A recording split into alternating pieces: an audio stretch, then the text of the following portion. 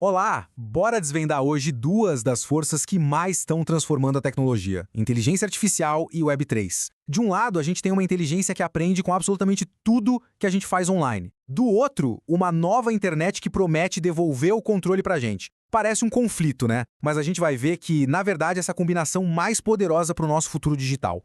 Essa frase aqui na tela resume perfeitamente o nosso papo. Pensa só, de um lado, o cérebro digital, a IA. Do outro, a ideia de propriedade, a Web3. Uma aprende sobre tudo, a outra garante o que é nosso. E é bem aí, nesse encontro, que o futuro da internet está sendo construído. Ok, então vamos começar pelo cérebro. Para a gente entender de verdade a IA, a gente precisa falar do motor que faz ela funcionar. E olha, não é mágica. É um método, um jeito de aprender que mudou completamente o jogo.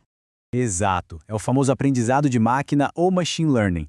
Pensem na diferença. Na programação normal, um programador precisa escrever cada regra passo a passo. Aqui é o total oposto. O sistema aprende sozinho. Ele é alimentado com uma quantidade assim gigantesca de dados e a partir daí ele mesmo começa a identificar os padrões para fazer tarefas bem complexas. E essa analogia é perfeita. Ninguém senta e programa uma criança com regras do tipo se tem orelhas pontudas, e bigodes, e pelos, então é um gato. Não, ela simplesmente aprende vendo exemplos.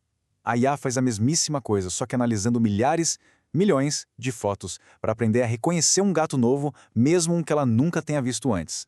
Isso não é coisa de ficção científica. Já está em todo canto no nosso dia a dia. Quando a Netflix sugere o próximo filme, é o Machine Learning em ação, que é aprender os gostos de cada um. Quando o GPS recalcula a rota do nada por causa do trânsito, é a IA prevendo o melhor caminho com base em dados que chegam em tempo real. Já virou parte da nossa rotina, muitas vezes sem a gente nem se dar conta. Beleza, agora vamos num nível mais fundo. Se o Machine Learning é o cérebro, tem uma parte desse cérebro que é ainda mais impressionante, inspirada diretamente na nossa própria biologia.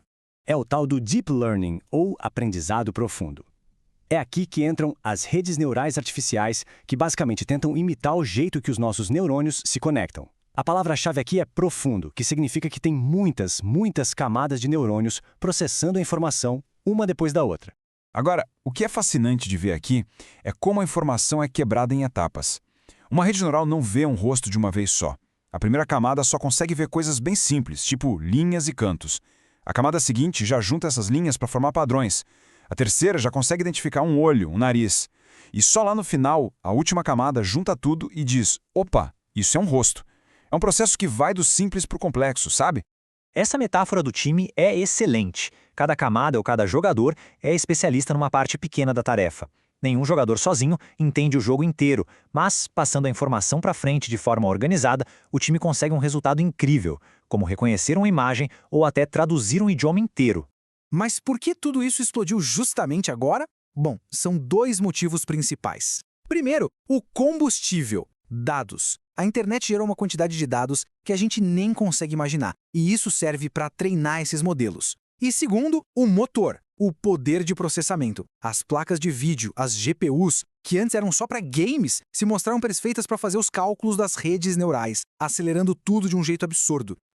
Ok, então a gente já entendeu que a IA aprende com dados e tem um motor super potente. Mas de onde vem todo esse combustível? É aqui que a história começa a ficar bem mais interessante e um pouco mais complexa.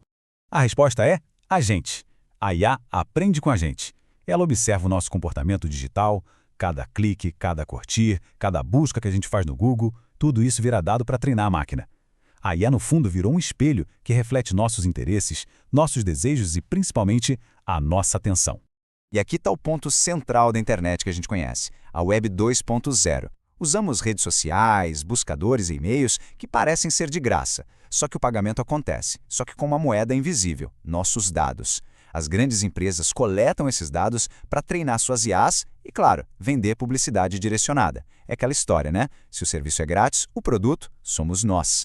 E esse é o grande dilema da nossa era. O espelho que reflete a nossa vida digital não pertence a nós. Ele é controlado por pouquíssimas e gigantescas empresas. E se o controle está centralizado, o poder também está.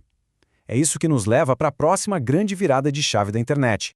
Diante desse cenário de dados centralizados, está surgindo um movimento novo, uma tentativa de redesenhar a arquitetura da internet com um princípio fundamental no centro de tudo: a propriedade. Então, bem-vindos ao Web3. A ideia aqui é revolucionária. Primeiro, a descentralização. Em vez de os dados ficarem nos servidores de uma única empresa, eles são distribuídos por uma rede. Segundo, a propriedade. Isso quer dizer que o controle dos seus dados e do seu conteúdo volta para suas mãos. E terceiro, a privacidade. É possível decidir quem pode ver o quê. É uma mudança de paradigma total. Esse quadro aqui deixa a diferença bem clara. Na Web 2, as corporações controlam tudo. Na Web 3, o controle volta para o indivíduo. O armazenamento sai de um lugar central e vai para uma rede distribuída. E a monetização, que antes era só das empresas, agora pode ser também da própria pessoa, que pode, por exemplo, escolher compartilhar seus dados em troca de algum benefício. Certo, agora é a hora de juntar os dois mundos. Temos de um lado uma IA faminta por dados e do outro uma Web3 que devolve o controle desses dados. Então, como é que eles podem trabalhar juntos? E aqui está a grande sacada. Não é uma briga. A Web3 não veio para acabar com a IA. Muito pelo contrário. Ela veio para dar uma base mais justa, mais equilibrada para ela funcionar. A Web3 dá as regras do jogo, para que a IA possa operar de um jeito mais transparente. Olhem que interessante essa divisão de tarefas. A IA é a força que cria valor.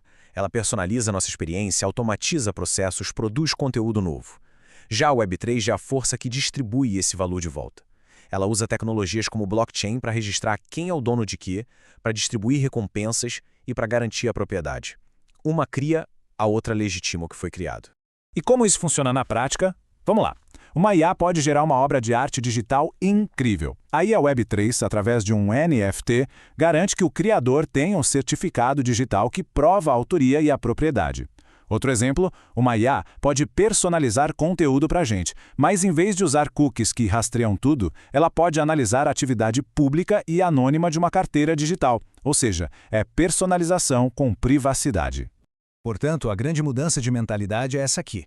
A Web3 não significa que ninguém nunca mais vai ter acesso a dados. Significa que a decisão de compartilhar e em que termos isso vai acontecer passa a ser de quem gera esses dados. A gente sai de um modelo de exploração para um modelo de negociação consciente. E essa frase finaliza o raciocínio. Se a IA é o motor da criatividade e da inteligência na nova internet, a Web3 é o chassi, é a estrutura que garante que o poder que esse motor gera seja distribuído de forma justa, começando pelo próprio dono das ideias e dos dados. E a gente termina com essa reflexão no ar. Será que estamos caminhando para um futuro onde a capacidade de criar em escala pertence às máquinas, enquanto o nosso papel passa a ser o de curador, proprietário e gestor do valor que é criado? É uma pergunta que redefine completamente a nossa relação com a tecnologia. E essa discussão, bom, ela está apenas começando. Até a próxima.